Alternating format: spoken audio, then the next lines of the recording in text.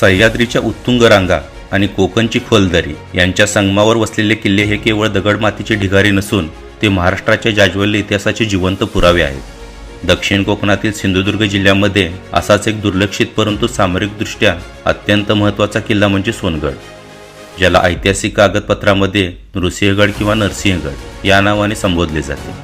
सोनवडे आणि घोटगे परिसरातील पर्वत शिखरावर विसावलेला हा दुर्ग म्हणजे निसर्ग आणि मानवी चातुर्याचा एक अद्भुत मिलाप आहे।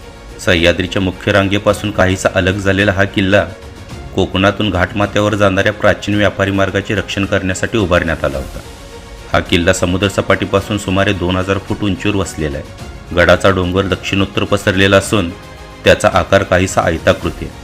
हा किल्ला सह्याद्रीच्या मुख्य रांगेत नसून रांगणा किल्ल्याच्या प्रभावाखालील क्षेत्रातील एक महत्त्वाचा उपदुर्ग मानला जातो। विशेष म्हणजे कोकणातील महत्त्वाची मानली जाणारी गड नदी ही याच सोनगडच्या पर्वतरांगातून उगम पावते। मालवण बंदरात उतरणारा माल घोटगे किंवा नरडवे घाटातून पाडगाव आणि आजरा मार्गे कोल्हापूरला जात असे।